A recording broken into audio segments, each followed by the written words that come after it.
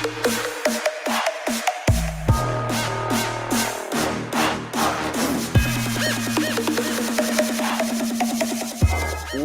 into the run with Johnny Rodgers and Tommie Frazier. You may recognize this is not Anna Bellinghausen joining these two fine gentlemen tonight. Andrew Rodgers here with you. Rodgers spelled without the D. Poor just thing. So you know. Oh, right. I know. Well, you know, I could have been a Heisman winner, too, if I didn't suffer from loft. Loft? Lack of freaking talent. No, kid, you can't do nothing? Yeah, no. Well, you sound like you talk good, though. I'm happy to be here with you guys. T. Frazier on remote. Hey. Catch him on StreamYard.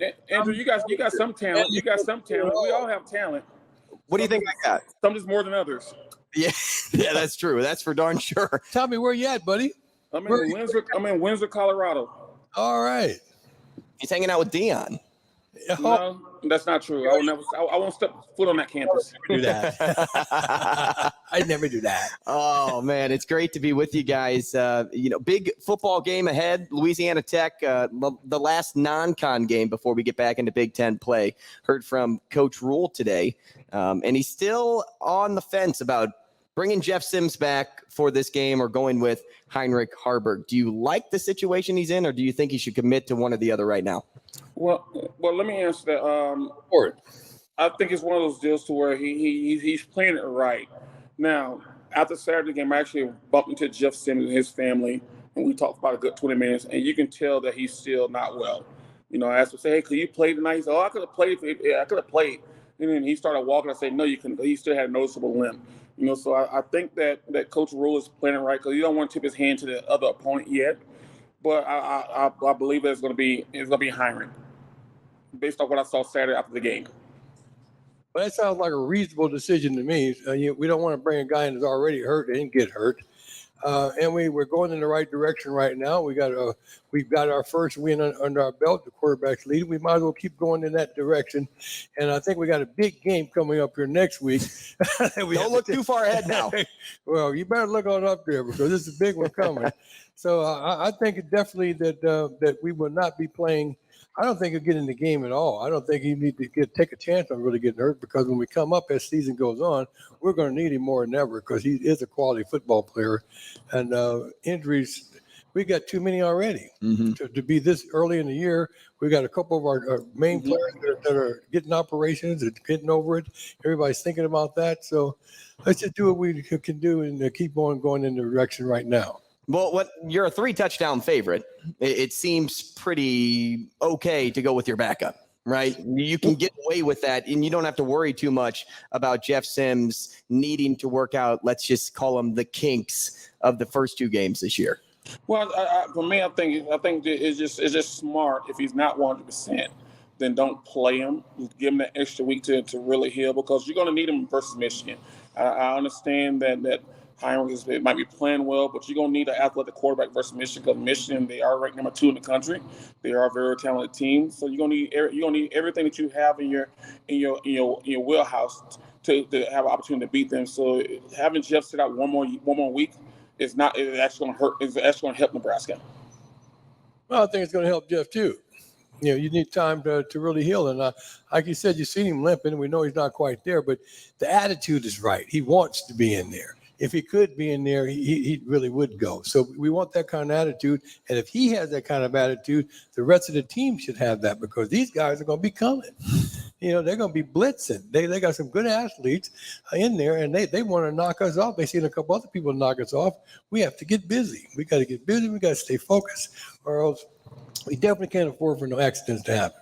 Now, this weekend kind of presents a good spot for the Huskers, not only just to get to 500, but with the weather conditions being a little bit messy, it plays to the Huskers' advantage, a team that likes to win on the ground, really run through the trenches and win the trenches on both sides of the football. Meanwhile, Louisiana Tech likes to throw it. So how do you think these weather conditions this weekend will play to the Huskers' advantage? I think I don't look at conditions because, even though it's going to be raining, I'm pretty sure that Louisiana Tech is going to have wet ball drills and throw heavy balls in practice. It does rain a lot in Louisiana, so I'm pretty sure they probably practice with a lot of rain. So that's fair. I just think the team that goes out with conditions and execute that offense, is a team that's going to be successful. I know Nebraska's hurting right now in the run game because they lost 2 running backs last week. So now you're depending on Grant and I think it's Emmett Johnson. I believe is the backup now. We don't know. We know what Grant can do. We just don't know what the other guy can do. Mm-hmm. And so I just think that the team that goes out and execute their offense and their defense the best in the conditions is the ones going to come on top. Well, I think with AstroTurf is they're really it's great. I mean, that's one of the better inventions that I had, other than when it's hot and you slide on it and you get strawberries all over your arms. Other than that, it's not really going to make a difference as far as the rain is concerned. Guys that have their gloves on, they'll be focused, they'll be ready. We just can't afford an upset. Mm-hmm. We really have to stay focused, and I'm glad Jeff wants to play because it motivates the rest of the guys to want to play too. Whatever is necessary to win this game and move forward is what we got to be in the mindset to do. And it's all about now to me, that you have to execute now. I want to beat them down now. Everything is now. I don't want to wait for anything to happen. I want everybody to put their best efforts in now and show what we are capable of doing and just prove ourselves. Well, when you talk about that win now mentality, I want to go back to Jeff Sims now. How much do you think it would benefit him, though, to play in this game then, to just get the confidence of getting that taste of winning? Because if you don't bring him back for this game and you wait for Michigan and say Michigan doesn't go according to plan, and now Jeff Sims is a part of 3 losses, how much does that hurt the athlete? Well, I don't think we can really take a chance on him getting hurt worse right now.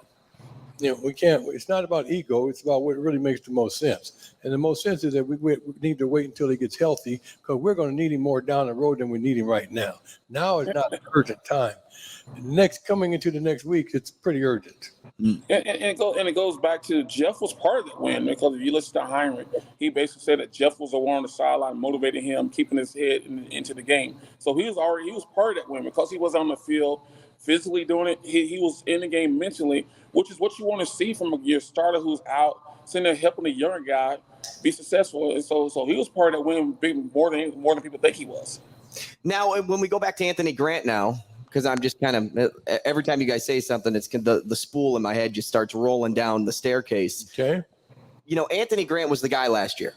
Right. He was the guy that you relied on, this offense relied on to run the football. Now you're in a position this year where it's, okay, now it's Anthony Grant and the rest of them.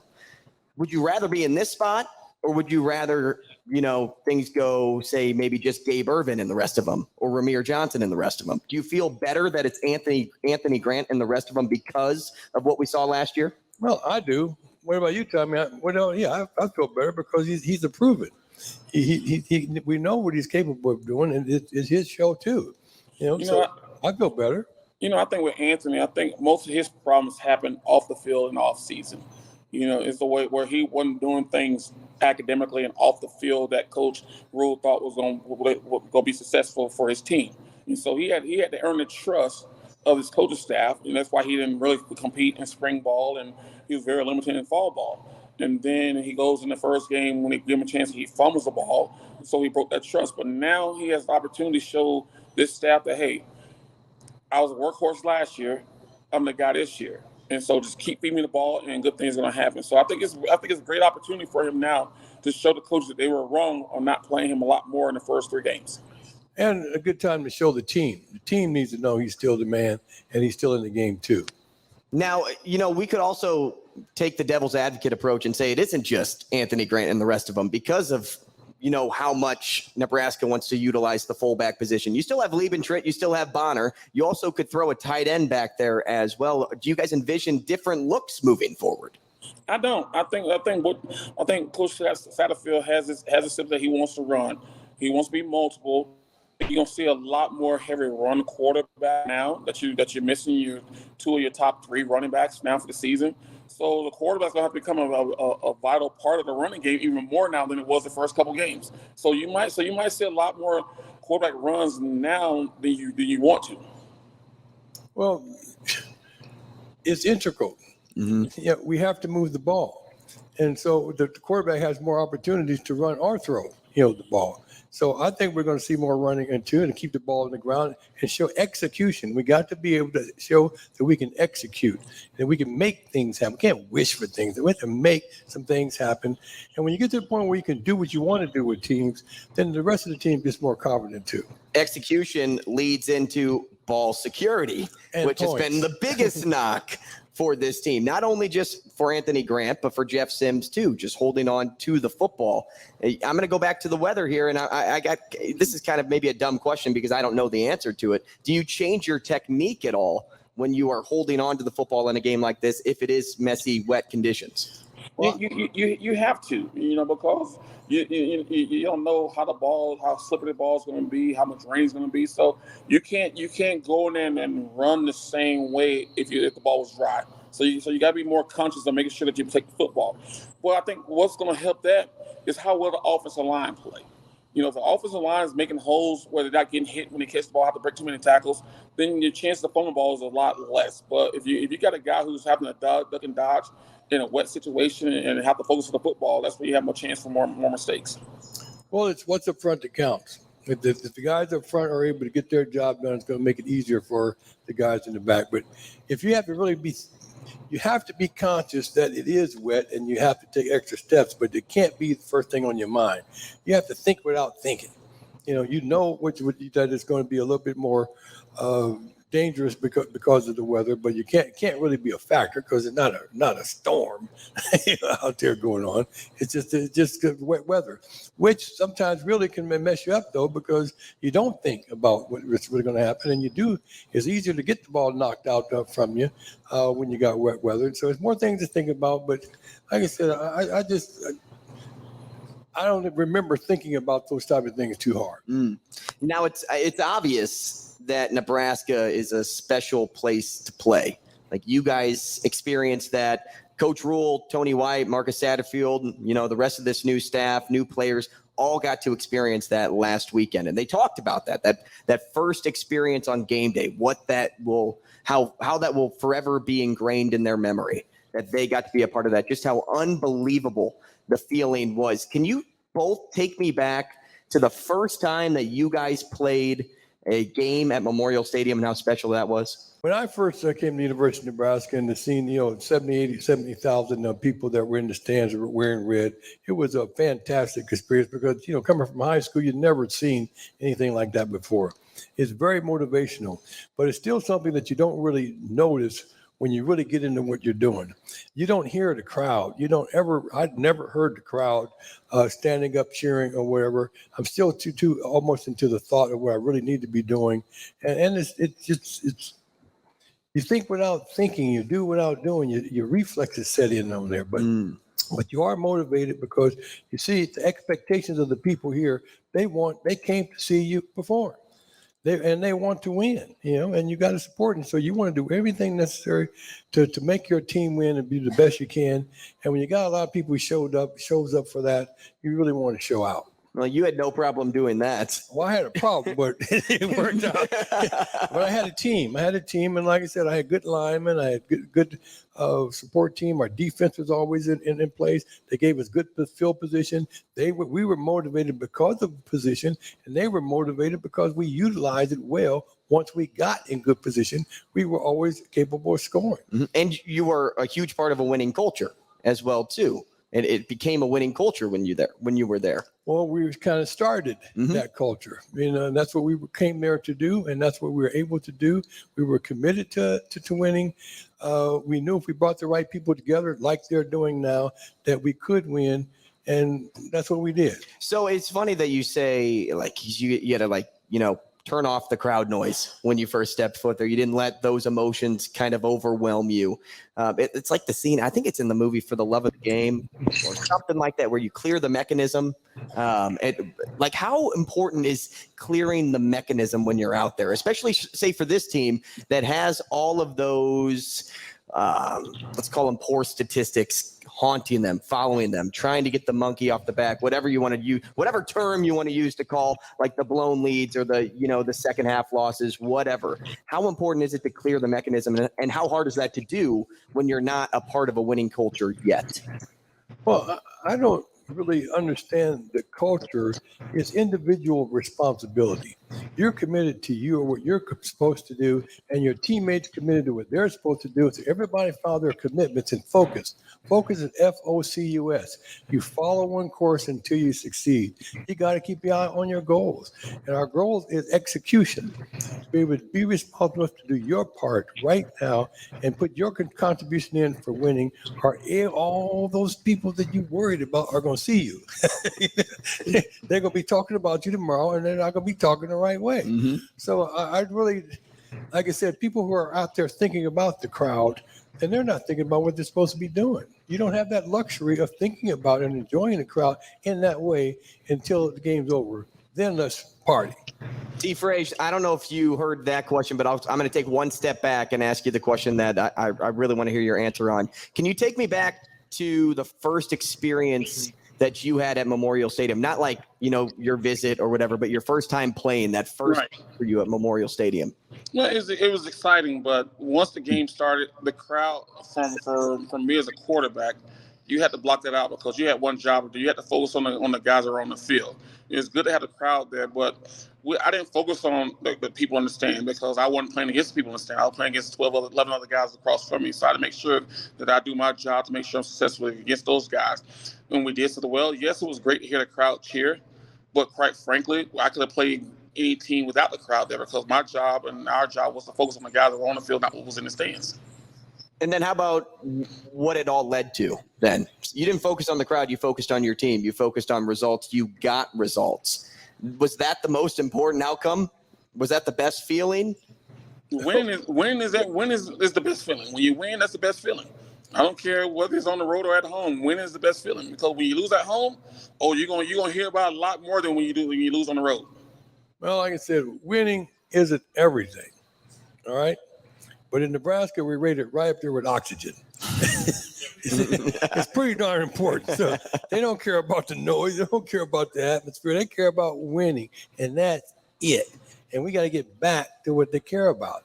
And that's why you have such a crowd, because we don't have a lot of things going on in Nebraska, but we have a winning football tradition, and we got to get back to that tradition by any means necessary. How quick, though? How quick does that have to be in your mind? So it has to be now. It can't be long-term. It can't have any longevity. The guys are going to be gone. The guys here have to be responsible for what they're doing now. So they have to win now. We can't wait 3 or 4 years when people are gone, and these guys here put 3 or 4 years in and we didn't win. We have to win now. Deion has shown that in college football, you can put together a team to win now. And so we have to follow that example and let our players know, in your experience, if you want to go to the pros, you want to go farther, you want to get an NIL contracts and deal, you got to win now. Mm-hmm. And why can't you win now? And this is where me and Johnny differ on this question right here. Deion is kind of the outlier because a lot of people can do what Deion's doing, and it might be immediate success, but it's not sustained. A lot of people don't also have a Heisman quarterback right now. Yeah, and so, but I think what's happening now that yes, do we want to win now? Of course we want to win. I think you want to win anytime you want to win now, but you have to go back and look. And we said it before. You got to go back and look at the history, the last 20 years. Right. What kind of foundation has Nebraska had over the last 20 years? You have so many different head coaches, so many different ADs to where you really can sustain that foundation. Now that Trevor's there, I think Trevor's there for a long haul. I think he's committed to setting a sturdy foundation, doing the right foundation. I think he believes in Coach Rule could do that. And so, of course, we want to win now.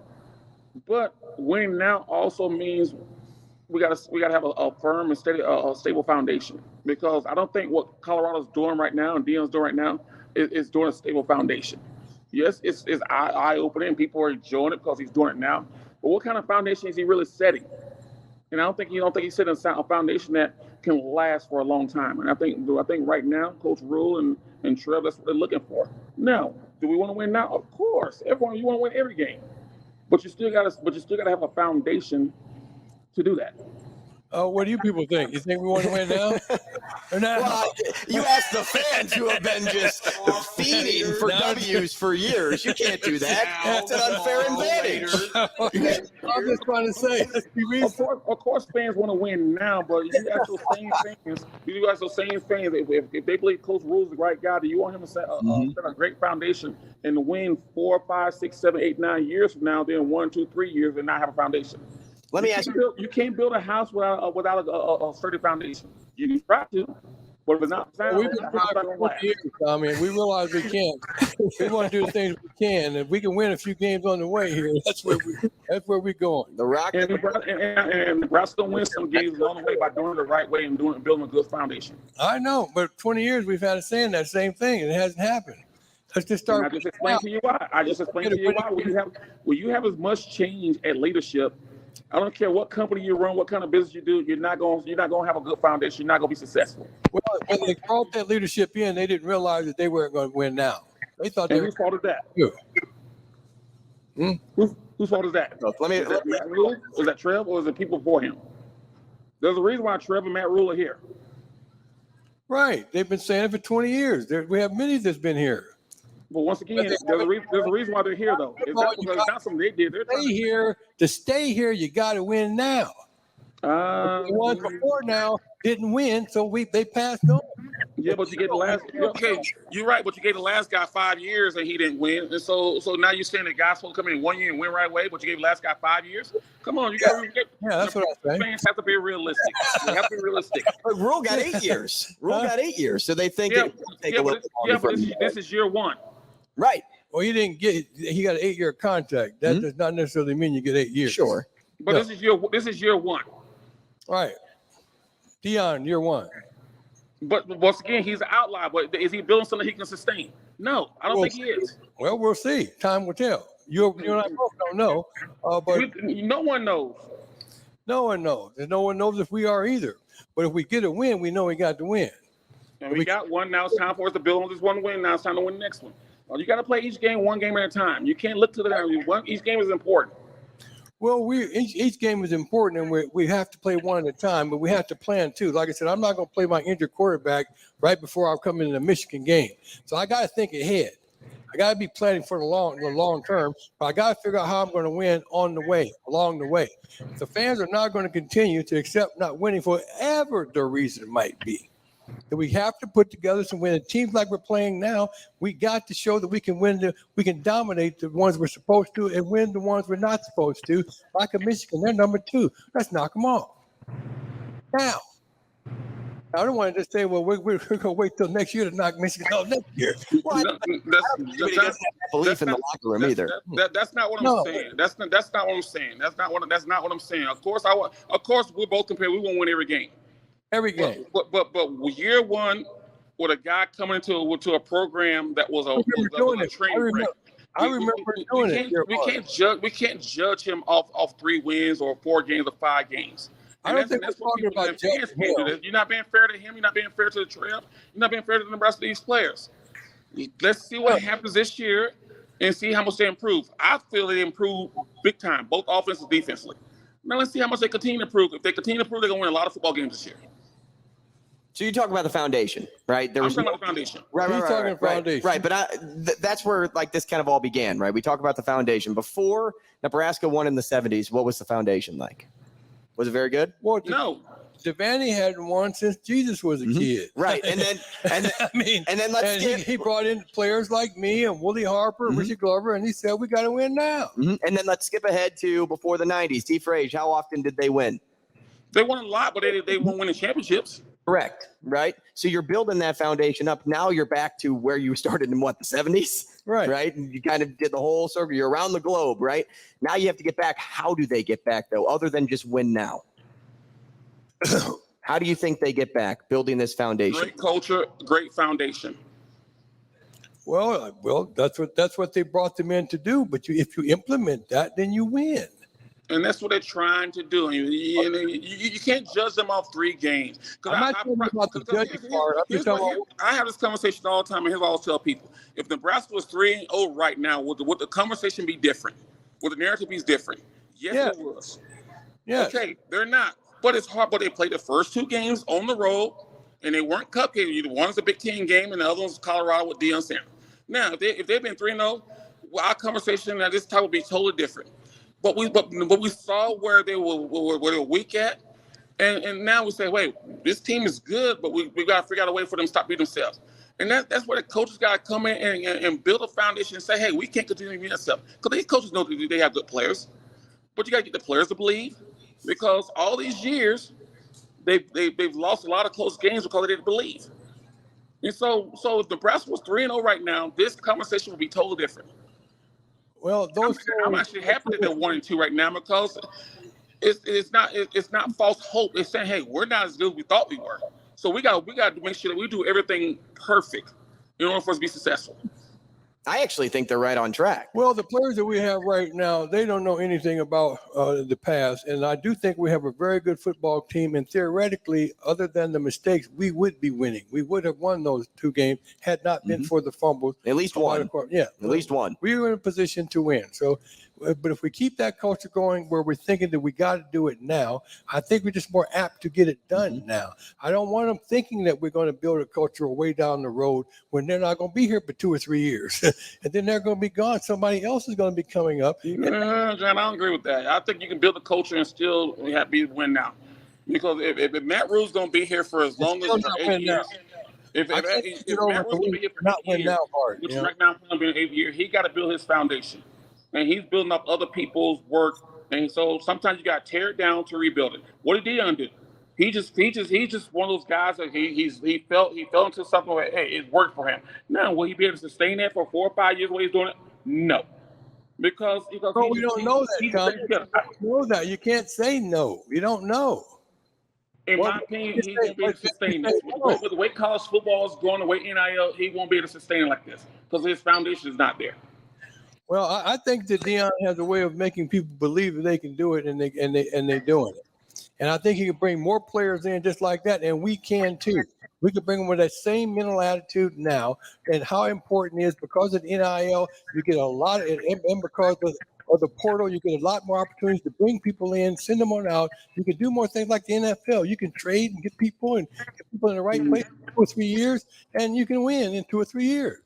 Well, if you base everything off the NIL and transfer portal, then Nebraska's not going to have a sturdy foundation. I guarantee they won't have a sturdy foundation. You got to start. You got to build a foundation. And if you don't build that foundation, then you can bring in many guys you on NIL. You're going to have another coach in 4 or 5 years because he's not winning it the right way and the way Nebraska's want to win. Period. Well, we showed how you can do that every 3 or 4 or 5 years. That's because we've been getting coaches for the last 20 years. So why not let this guy build his foundations and stop that? We're not letting him. We're letting him do it. We're not controlling anything he's doing. He's the one that's doing it. So my point is that, so give him time. We're talking about, he hasn't been here 12 months yet. He's only been here 6-7 months. He's only played 3 games. Right. So give him time. Trust me, I'm still skeptical, I'm still waiting to see. But from the first 3 games, from what I've seen from this team is in a better position they were in the last 5 years, in the last 6 years, last 12 years, last 20 years. Well, I would like to agree to that. I'm not saying we're not in a good position. I'm saying we have a good football team. I'm saying we should have won the first 2 games, or at least one of the other games that we had. We're doing that, but I want the attitude to be now. I don't want to give them the leniency of thinking that we got time. We want to do it now. What did we say last week, Johnny? 1 win changes the whole attitude of a team. Okay, well, we got it. We got it. Now, let's see how this team responds this week. All right. Well, and the guys, let's remember, too, that this team wasn't projected to win more than, 7 games this year? Not even that. 5 games. 5 games? Okay. Well, they told them 5 or 6. Yeah, 5 or 6 games. Yeah. So you win this game, you're back to 500. You're back to where you started. You got to win some swing games in order to get that 5-6 game mark, right? Yeah, the season's not over with. They're still on pace to win. They're still on pace to win 6 games. Mm-hmm. Well, see, I'm very satisfied. If we get to the point where we win a bowl game this year, I'm happy. I'm not trying to win all the games. What about get to the bowl game, but you don't win? I'm happy with that because let's win. but I'm happy with getting to a bowl game. Why? Because there's extra practices for this staff to get with their young guys and guys on the team. That's what we hadn't had. And a meaningful game, like a really meaningful game. This team needs practice time. The more they can be on that field practicing, the better they're going to get. And Nebraska ain't had it in the last 5, 6, 7, 8, 9, 10 years. How many years? Well, I remember we had such a winning mindset that it was the most disappointing thing in the world after 2 years of winning consistently that we lost. It was just unheard of for us to lose. And we didn't start off with that winning deal. Like I said, before '69, we won the conference championship with Devaney. He hadn't had a winning season for I don't know how long. It was very dismal. But once we, like you said, that one game, once we started putting those wins together, once we started hitting it, in the 70s, we couldn't quit it. And we didn't. Losing wasn't even really an option. It was a shock when we lost. I think we lost 2 games in 3 years. No. But guess what, Johnny? But guess what, Johnny? I guarantee you, Bob Devaney had set his foundation the years that he wasn't winning. That's when he said, "Oh, now I need to go get Rich Glover. I need to go get Johnny Robbins. I need to go get the players that he got." And that's when you guys really started winning. But the foundation was already set before you got there.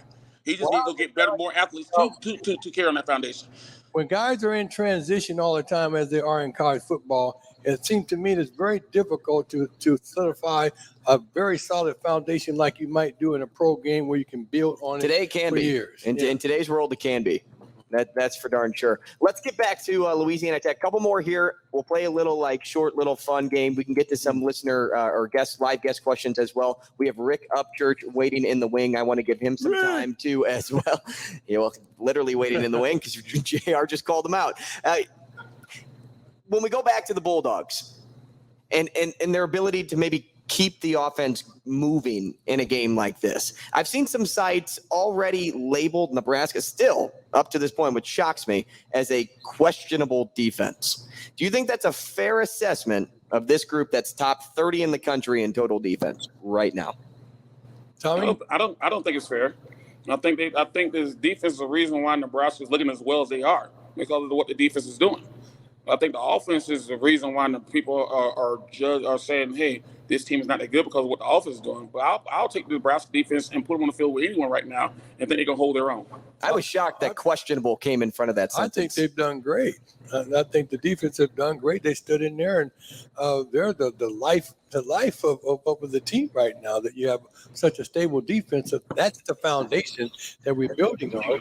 That's going to help us really get back in there because we're not getting blasted because we got a great defense. And a key for this defense will be controlling that pass game, like I already mentioned. Hank Bachmeier in 4 games has thrown nearly 200 yards a game. Smoke Harris averaging close to 80 receiving yards per game.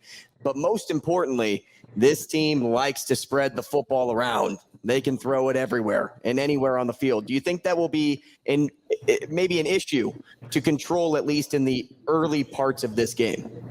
I think if Nebraska come out with a game plan to where they get pressure on them early and hit the quarterback early and often, I think no matter what kind of pass game, it's going to slow it down. Well, I think our defensive line to keep that pressure on the quarterback, they can't do what you want to do if you keep the pressure. It's always what's up front that counts. Our defense have shown that they keep that rush and the pressure on, so they're not going to be able to do all the things that they want to do effectively as they have been doing it. So I think defense is really the key. They're really getting us back on track, and they're pretty stable at this point. So I think they're going to beat them down. All right, gentlemen, let's play a quick game of take it or shake it before we get to some audience questions. I'll give you a prompt. It's for this weekend. You let me know either you take it or you shake it. Give me the reason why as well. If Jeff Sims plays, this is a question. If he plays, he will throw more touchdown passes than he will interceptions. Oh, I'll take it.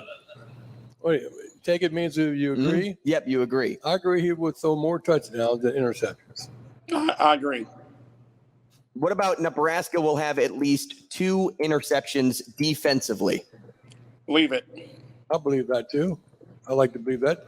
With the defensive line putting the pressure on the quarterback, that's quite likely that's a good bet. How about Anthony Grant will rush for over 100 yards? Believe it. Believe it. You're believing it? And T. Frazier, did you say leave it or believe? Believe it. I leave it because they hadn't had a running back rush for 100 yards all season. Well, I'm thinking that he wants to come back and make a statement, for his team in the crowd, and we have to get the offense moving to be able to get wins. So I believe it. I believe it's something they need to be thinking about doing. They got to do it. How about the team leader in receiving will be a Nebraska tight end? I'll take it. I'll leave it. Why do you take it, T. Frazier? Because I think Nebraska's offense works well when they get the tight ends involved into this game. And it showed last week who was a touchdown pass to? A tight end. You get a tight end involved in your game, it opens everything else up. Well, I think that, tight ends are easier to hit than the wide receivers. The shorter passes to keep ball control, then we need to go to our tight end more. 2 more. Nebraska will sack the quarterback 3 or more times. I'll take it. And lastly, Nebraska will score 30 or more points in this game. I don't take it.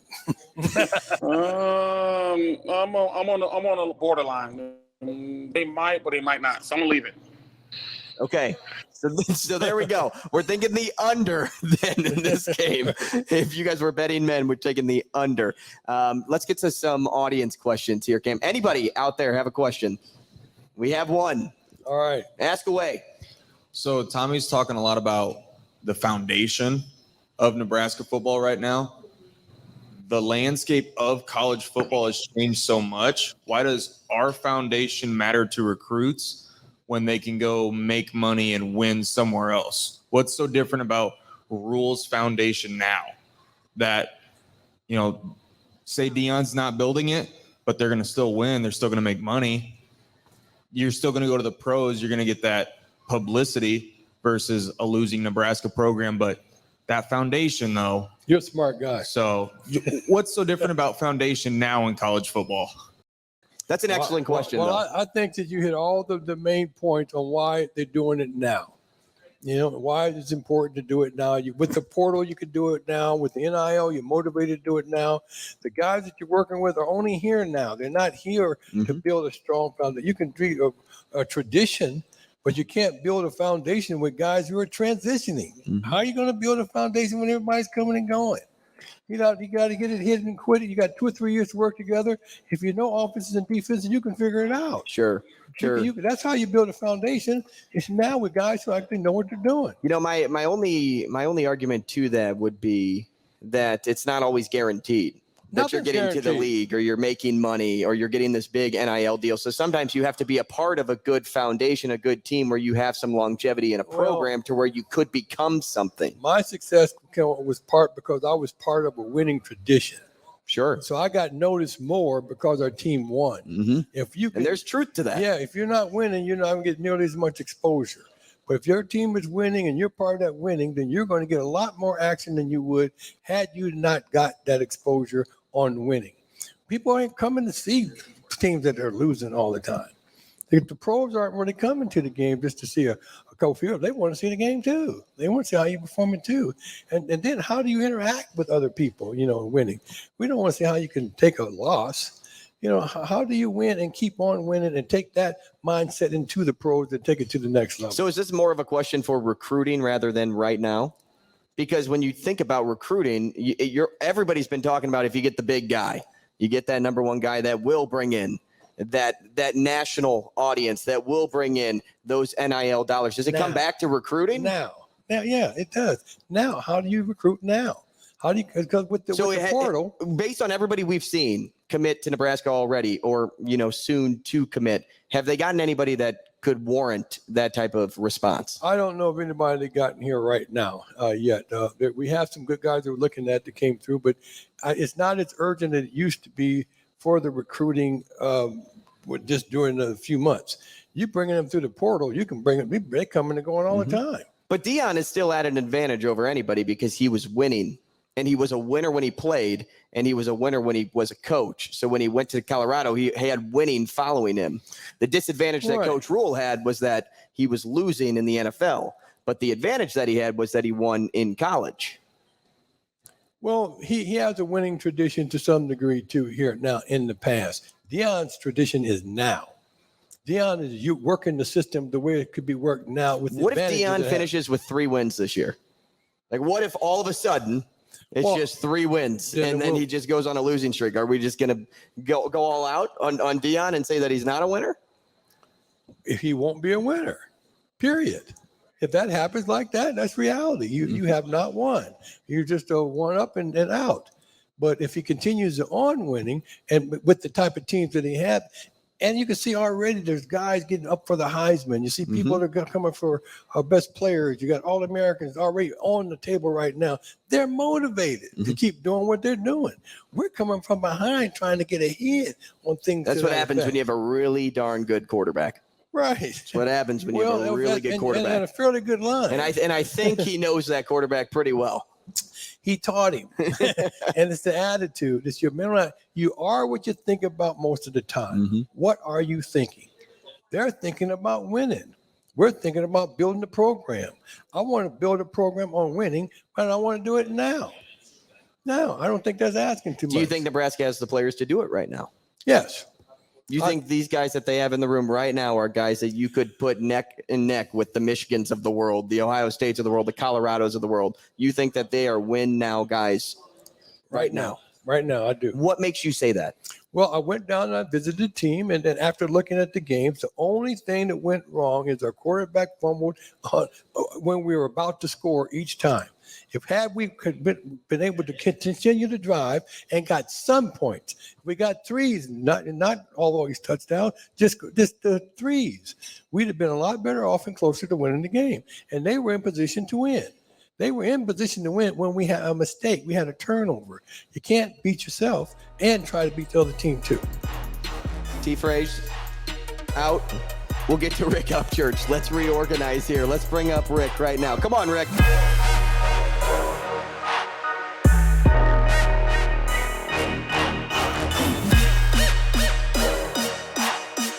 Back on the run, Andrew Rodgers, Johnny Rodgers, the more important Rodgers, up here at the desk, and Rick Upchurch.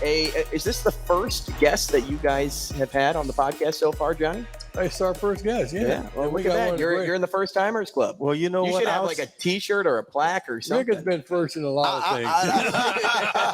He believes in now. Too. He's the first. Yeah. Oh, we're back on win now. That's right. There you go. I'm with you, Johnny. You know, we talked about this. That's right. You know, winning is everything. It takes away the stink of everything. It really does. When things aren't looking good and, you know, the teams are against you and your fans are against you and the fans in the stands, they're booing and that whole deal. When you start winning, the stink goes away. That's just it. That's what happens. Because the fans now say, now we have hope. Remember, everybody wants hope, right? And what do? When you want momentum, what do? Momentum means wins. The more wins you get, the more momentum you get. But are you like a maestro over here, Johnny? I feel like you're like coaching up people before. Yeah. And so if you get a win in, that means that now you got the building blocks of understanding the culture of winning. Right. A lot of kids just don't know how to win at this level. They might have been winners at high school, but this is a different level. And so they have to understand the work that they have to put in. It has to be duplicatable. You know what I'm saying? It has to be just like what Johnny said. Back when they were winning back in the 70s, it was duplicatable. I mean, the next year they said, we got to duplicate what they did. We got to be better than what they did. And that's that building block. Well, and I remember clearly coming up too, you know, we bring a lot of players in, a lot of people in, and they're winners. They come in from winning traditions, but they have to learn how to win as a team. So you have to be accountable for the guy, you and the guy next to you too, because we're part of a team now. And sometimes you get guys, they're just thinking about themselves, so they're doing things for themselves without thinking about the whole thing that goes into it. Because you don't have to go all out when you're doing it together. That's right. You have a time that when you got to show up, and other times when the other guys got to show up. But as long as you're doing your job, we all put that together, and it comes into timing. And the goal is to win now. I don't think there's not one single guy on that team is worried about building a foundation for later. Yeah, and you know what I used to do as a coach, Johnny. I coached high school and college, and I told the kids, I says, what we're going to do is we're going to develop some teamwork together, okay? And the number one thing that we would do is we would play tug of war, right? You put together your team, I'll put together my team, and we'll see who wins. And we played that every day because what we wanted was the consistency as far as competition was concerned and who could win that tug of war. And what did that tell them? That if we do it together as a what? As one unit, as one team, we can win. What if I told you, if you think back to either the spring or it was right when Coach Rule got here, he told the older guys in the room that were concerned about what you just said, that you said, oh, I want to win right now. I don't want to be a part of a package. I don't want to be a part of something that's going to happen in 2 or 3 years. He said that to him. So it was instilled in Coach Rule to say that, but do you feel like he's not like living up to that expectation as a coach right now, or the team itself isn't holding themselves accountable and living up to that expectation? Well, if what Tommie is saying is true, which I don't know because I wasn't in the room at that particular time, is that we're going to build some things right now and we'll win later when you're gone. We're not talking. I think guys want to know that we came here to support you, and we all came here to win now. Sure. And that's what they're telling them, though. Huh? That's what at least has been said to them. They said it wasn't going to be a slow burn. They said that last year was kind of that slow burn. And then when they beat Iowa to close out the year, then you come into this year and there should be no slow burn. So that's why I was asking, do you think they haven't lived up to their promises? Evidently not. They're changing the rhetoric right now because they're talking about Bill. They're talking different than that. What you're saying right now is we promised them after we beat we will continue. We got that one game and we will continue that winning process and that thought pattern and everybody in there, because when you got a winning team, everybody gets kudos. Everybody gets valuable. You know, they get publicity, they get recognition. You know, they get money, and they get thinks about going to the pros. And if you're not with the portal, somebody's coming in. Yeah. Right. Well, everybody's right when they say the landscape of college football has changed. Sure. Because you can just grab somebody whenever. Right. You can just pluck them out of thin air, and they can be on your team. Why do they do that? Because they want to win now. That's right. But sometimes it's not always the right person, not always the right. But you got to take a chance. That's right. You got to take a chance. Doing nothing is not what you do. You do something. That's right. And when people see you making a move, that means something. Even if it's a bad move, you're trying. And you're sending a message to the rest of the kids, right? I'm making moves, man, so that we can get better now. So are you on the same page with me? If you're not on the same page with me and you're going to go out, if I'm going to punt, I want you to punt an extra 50 punts. If I'm a punt returner, I'm going to go out and catch an extra 50. If I'm a long snapper, I'm going to go over and do the extra things so that I know when I go into that game this week that I'm perfect. And until everybody jumps on that culture, that page, you just don't win because you're not playing as a unit. Remember, football is a team sport. Basketball is a team sport. Baseball is a team sport. Now, that also sounds like a player problem, though. That doesn't sound like a coach problem. It's up to the player to make sure he does that. Right, absolutely. Like that. But the coach sets the tempo. Sure. When he comes in, he says, guys, here's the tempo that I'm going to move at. You got to be on the same page with me, and you got to do the extra things. I don't need to have to come to you and say, I need for you to run a couple extra laps. You know that you have to run an extra couple of laps. What about accountability, man, of the kids? We put too much on the coaches, but what about the kids and them taking accountability for each other in that locker room as a captain, right? You have to have those guys in the locker room that's going to push those. And I think that's the most important piece to this whole foundation topic is, do the players, are they doing exactly what we're talking about? Are they holding themselves accountable and making sure they're getting those extra reps? Because if they aren't, maybe that comes from the top. But I don't think that's the case here. Well, if the coach is telling them this is what we expect, they might not think if this is what we expect. I remember with Coach Osborne, we spent more time on the field after practice than we did during practice. That's right. We ran more stadium stairs That's because right. we thought we should, because we wanted to be better than they told us to. That's right. They have to go out there. You can only work them so hard and for so long because NCAA. They got to do the rest of that on their own. Right. And they got to want to. That's right. But you have to tell them, this is what we expect of you. And it has to be more than you think it was. That's right. You're not doing enough. If we're losing, you're not doing enough. Somebody's going to have to do more, and they're going to have to do it now. Well, and it's about cleaning up those mistakes. Absolutely. It's about cleaning those mistakes Now, up, because when we talked about the difference between Jeff Sims and Shadir, just going back to the previous example, like Shadir doesn't make those mistakes that Jeff Sims is making. So that's why they're held on a different spectrum, right? That's why Jeff Sims is here and Shadir's way up here right now. Right. But if Jeff Sims has been perfect and was perfect in the early goings, you may see the scale start to get closer to even. I'm not saying it would, but you may see it start to teeter-totter back in Sims' direction. Well, Sims, in my estimation, in a situation where he fumbled towards the end of the game, because of his history, shouldn't have been in the game. He should have been in the game. We shouldn't have put him in that situation because he hasn't done well in those type of situations. Play calling could have been a little bit better too in that first game. There we go. Like, he was running the football, and that goes back to coaches and learning from that mistake. And also, when I watched, I'm a gopher, so I go for this and I go for that. I'm a golden gopher. I know. So I watched that first game between Nebraska and I'm sure you were really and thrilled Minnesota. with that outcome. Well, I had gold and silver. Gold and maroon all over me, man. So but what I saw in that game, a great defense. Offense wasn't able to move the ball, and then they turn it over in a close situation. That's them teaching moments. Mm-hmm. That's those learning moments. But then in Colorado, they came out and they put their foot on the pedal. They were putting that pressure on them. They were physical, man, with him in that ordeal. And then all of a sudden, the bottom falls out.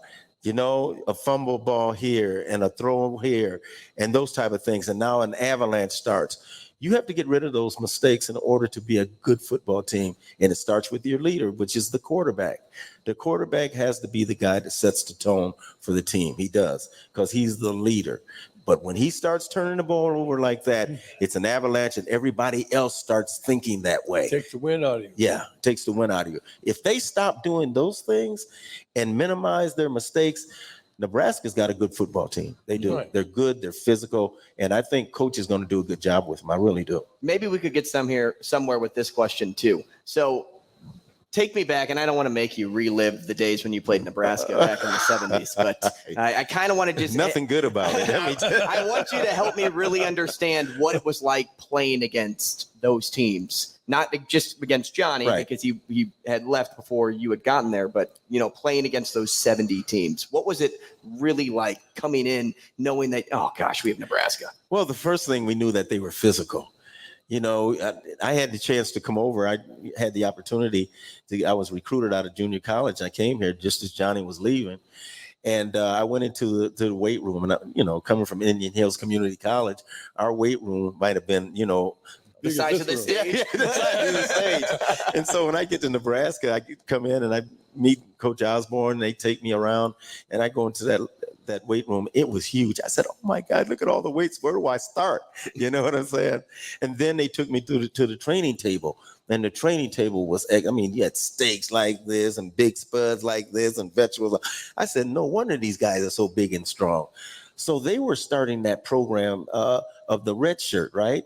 Nebraska started redshirting, and I don't think everybody else caught on.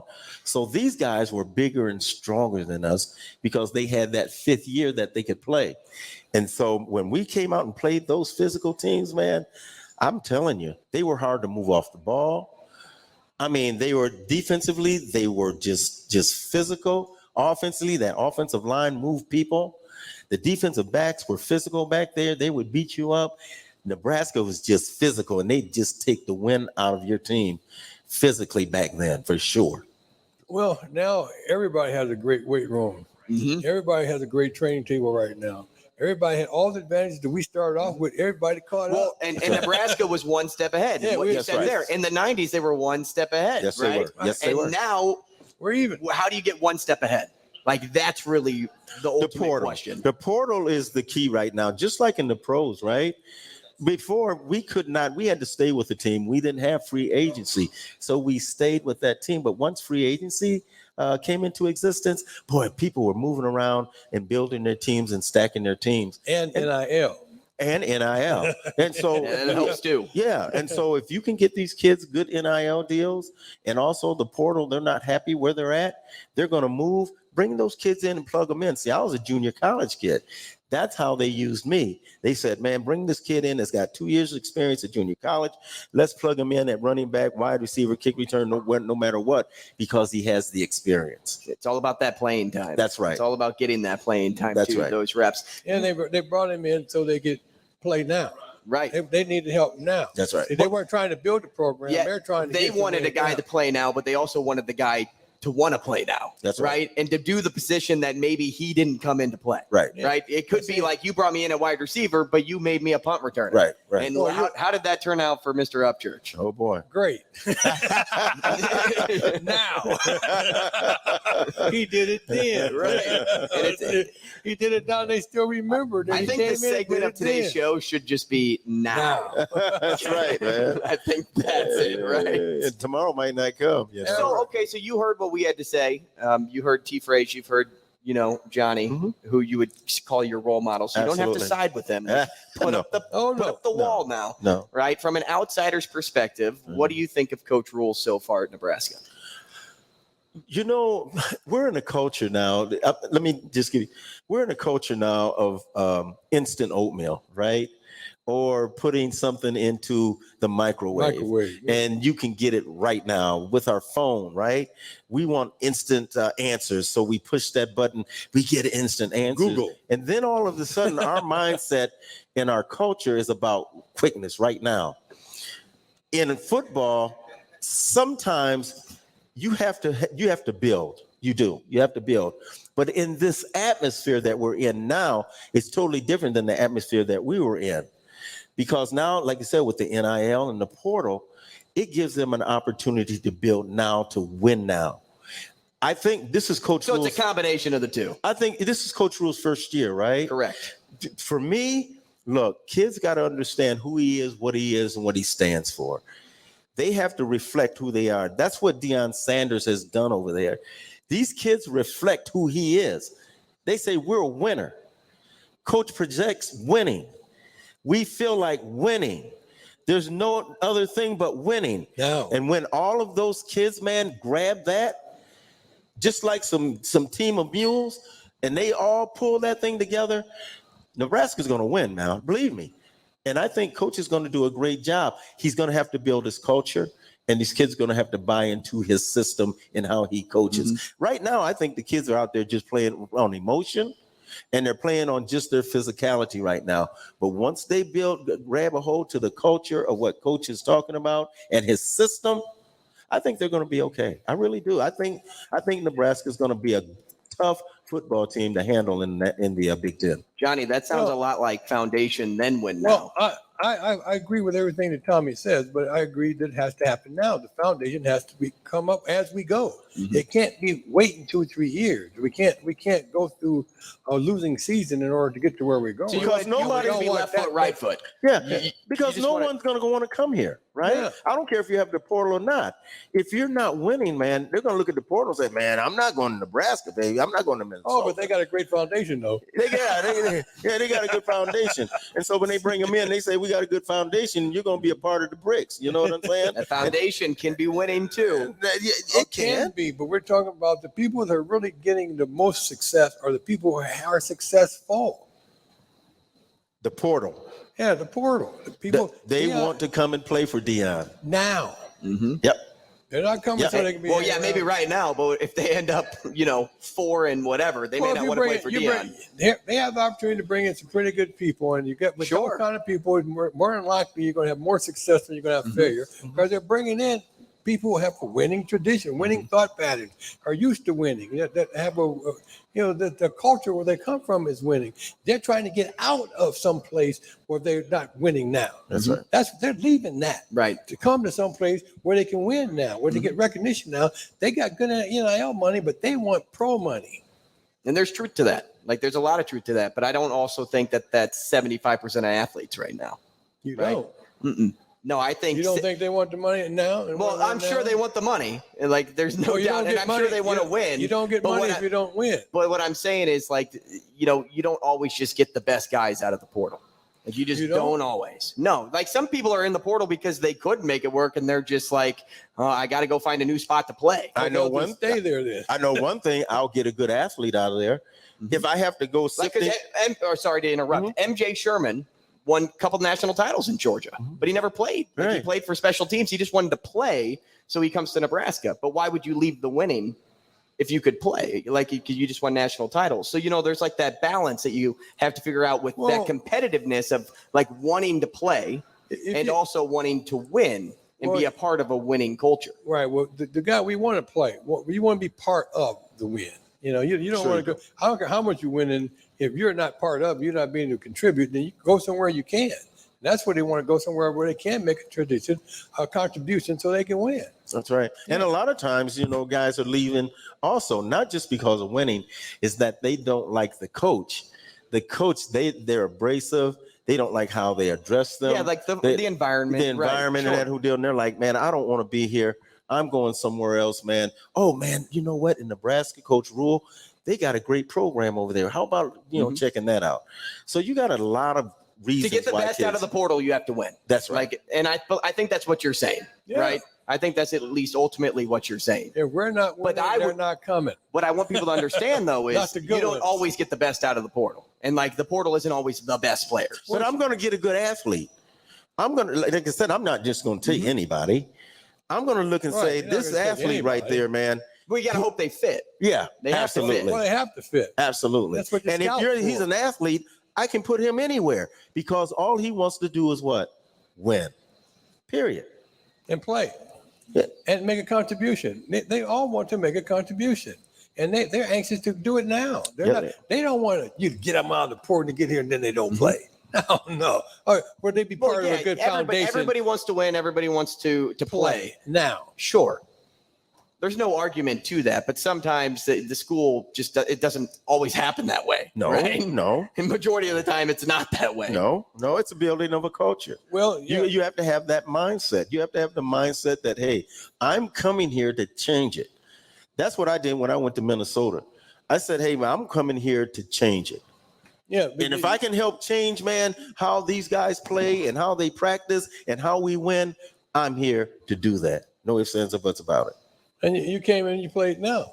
I did. Right then. Yeah. When I came, we didn't have winning culture, and I wouldn't even fathom sitting on the bench at all. I never sat on the bench ever, nowhere, ever.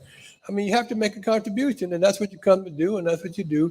And you come with a mindset of winning, and you just want to get around a bunch of other guys that think that way too. That's right. So let's get on here together. This is what we're going to do. That's right. We're going to get it done, and we believe in each other. That's right. Then we do. But you have to believe that everybody's going to be able to do what they're responsible to do, and that the coach is playing the right people. That's right. And he holds them what? Accountable. Right. Hold them accountable. Now, okay, last question. Where do you see this going, Rick? Where do you see this going in year one? Do you think it is win now? And same to you, Johnny. Do you think they get to that win now that you want them to be by the end of this year? I think they can. I just think it's just a matter of what you tell them, that what their expectation. What do you expect? We expect you to produce now. If you're telling them now, I think they would do it now. If they tell them that you got some lead way, well, why not take the lead way? But I don't think that's what they want. I think the guys want to win now. I think they're trying to win now. And I think we had not been for our quarterback fumbling in the game, we would have won those games pretty much. So they're going in the right direction. They're building in the right direction. They have the right attitude, and they really feel like they probably should have won too. They're not all down that we don't have a good team and such is not the right player in there. I think they really think that they got a good team, and it's unfortunate they got some bad breaks, and they can put it together. But you have to hold them accountable, and you got to tell people, we don't have time to wait on you. You got to make a contribution now. Yeah. Well, my opinion is this. This week is going to tell the story. If they don't win against Louisiana Tech, I think it is, if they don't beat them and put their will upon them and take their heart, then it's going to be a tough year for them getting into the conference, into the Big Ten Conference. Big Ten Conference is tough. So this week is going to be a do or die. Let's not have Georgia Southern round two. Yeah, you know, it's going to be a do or die. We played Michigan next. Yeah, that's what I'm saying. You got to get a win. Right. You got to, man, get the offense moving and going and cut out the mistakes, and then get that defense, once again, real physical and getting some takeaways. When you get those takeaways on defense in that whole deal, it sets the whole team on fire, because now that takes away their opportunity to score. That gives us another chance. And I think it also comes down to you have to win, of course, this one, because those non-cons you just can't let go. But finding a way to win in the Big Ten, and then once you win in the Big Ten, it will incrementally get better against the teams. I don't think the win just comes against Michigan. You don't just beat Michigan. Now there are those rare moments that you do, but I think the wins start with beating Illinois. You beat Purdue, and then you realize, oh, if I can beat these two teams, maybe I can go beat Minnesota, and I can beat Iowa. No, I beat these two teams. Now maybe I can go up against Maryland and Ohio State even, or now Michigan. Like you have to slowly build that belief inside of you. It just doesn't come overnight. Why did you say Minnesota first? Well, I didn't know all that. I didn't know it did come. For me, it just came. You know what? Sometimes you're fortunate enough to be overly talented. Yeah, man. Well, it's not me. It's what the team. The team Sure, came but it along was with you me. and some the other group. high recruits that were able to do that. Sure. Right? Yeah. The team. After a foundation was built. Yeah. The team. Yeah. Winning comes, man, with everybody. It starts at the top. It starts with the boosters. It starts with the parents. It starts with the coaches, and then it filters down. If you don't have that culture, man, of winning, and the fans coming out and screaming and hollering for you, cheerleaders jumping around, flipping in that whole deal, mom and dad out there, man, got their red and white on in that whole deal. It avalanches, man, and everybody has to buy in order for winning to become part of the culture. It's a big thought. But everybody, like I said, I believe with all my heart that you are what you think about most of the time. And if they're thinking about how good they are, not can be, that are, that we do have the right people in the right, but we can do this. We're gonna knock this team down this week. We come against Michigan. We're gonna roll them up. All we got to do is make sure we don't make the mistakes, because we have the talent. We are the bomb. That's right. We are it. We're the ones. And we're going to show you that we have to show you. They know they have to show us. Yep. So they know that, and everybody puts that together. I really think we can get it done now. I do. I've seen the athletes that we have. We have some extraordinary looking athletes down there. They have great reputations down there. They have speed, they have strength, they have talent. We have everything you really need to have, except for the belief that collectively we can get it done now. Right. Any questions out here in the audience for Rick Upchurch? Anybody? Craft one up. I'm looking at you, man. Your question already was so powerful.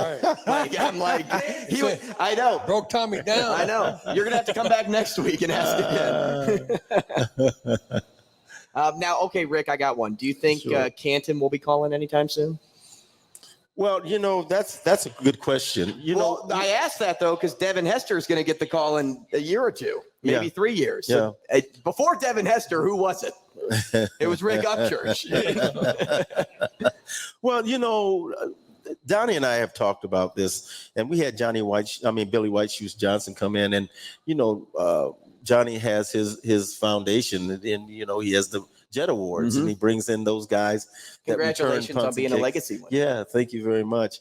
And so Johnny said, you know what? The guys were never recognized for playing special teams and winning or losing a game, right?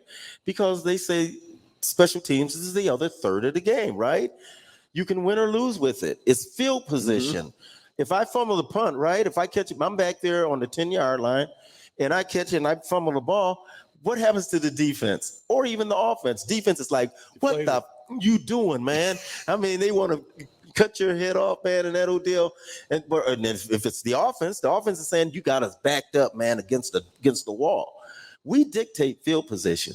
Now, I averaged, man, 12 yards a punt return. I'm 5th all time in the National Football League with that. So that told me that my offense, man, was always going to be in great shape. Yeah, that's my job. And if I can break one off, and if I can break one off, That's an added. Those are 7 points that my team wasn't even expecting, right? Or a kickoff return the other night, right? Against the Jets. The Jets and who was it? The Jets and Buffalo. Overtime. Buffalo don't move the ball. They punt the ball. The game is over. Kid runs the ball back for a touchdown. This is the other third of the game, and they treat it like a little redheaded stepchild. And so until they put someone in that was just a returner and have more respect for those guys, I don't expect to call man from Canton at all. Because once again, when I look at my stats and look at these guys' stats, they played 16, 17 games. I played 14 games.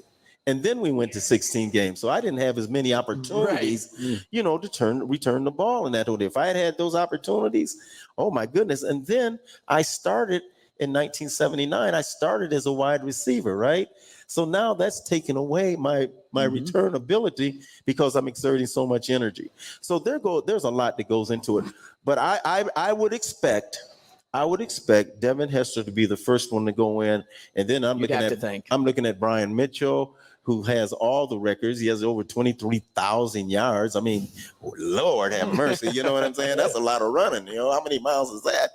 And so when you say who's going to make sure that your offense and defense are in good situations, they call us special teams. We're special. We are. Third of the game. Whole third of the game. That's actually why kickers are my favorite position on the field. Like the kicker is my favorite. It's the kind of the forgotten child sometimes. He is. Matter of fact, Rich Carlos, he missed a field goal one game for us over in Denver. And the guys, when we got in, they wrapped him up in tape and put him in the locker and taped his mouth and said, "We're not letting you out, man." And he's in there kicking the door, and he's like, "Man, let me out of this locker." Yeah, he's like, "Yeah, that's the sound of you hitting the upright." That's right.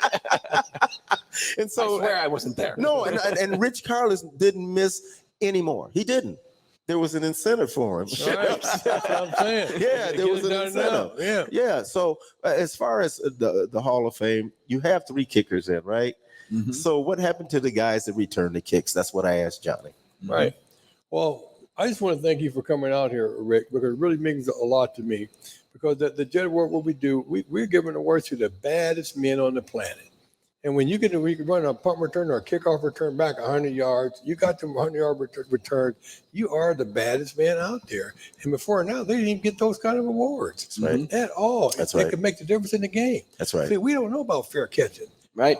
We're running it back now. How many people remember the kick? And I can't remember how many years ago it was, but it was the Giants-Eagles, and they punted to Deshaun Jackson, even though they said kick it out of bounds. That's right.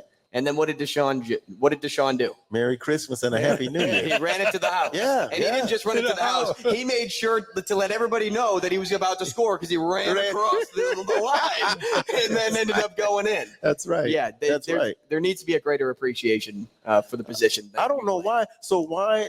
This is just my question, Johnny. You might know. So why at the beginning of football did they even kick the ball off then? Why did they even punt the ball? Why didn't they just take the ball at the 20-yard line? So, I thought they were going to start doing that. I'm glad they haven't, but I thought they were going to start doing that. I think they might get to it. I'm serious. What do you think about the XFL rule of having the line so much closer to where the ball is being kicked? I got you. So you prevent injuries for the rest of the guys, but you still get to take it back. Yeah. What do you think of that? I don't hate that rule. That has something to it. To me, it doesn't matter. I don't care what you do. You can shorten the line. You can shorten this. You can do it. You in trouble. You kick it. Well, when you kick it to you, my attitude. You're in trouble. You're having a bad day today, right? That's my attitude. Yeah. See, if I was kicking off to him, I'm kicking it out of bounds every time. I don't care if you start at the 40. Yeah. You're not running it back. Well, that's eventually what happened. With me. My best year that I had was in '76 when I ran back 4, which is a NFL record still to this day. And so to run back 4, actually 5, I had one called back. And so when you can do those type of things, when you can set those type of standards, that means that now my offense is going to get great field position, right? Because now they're either going to punt the ball short, or either they're going to punt it out of bounds, and my offense is going to have great field position. Did you think of one? Did you got a question? Couldn't think of it? Darn it. All right. Darn it. Rick, we appreciate it, You know man. what? Thanks Honor so and a much. pleasure. Thank you for having me. It was great to All meet right. you. Johnny, great to be paired All up right, with buddy. you as well. Thank Thank you you. to all of you that came Thank out you. as All well right. to support this great podcast. Anna Bellinghausen will be back next week to recap La Tech with you and Tommie. So until All right. then, Anna, it's we the can't run. wait. All right.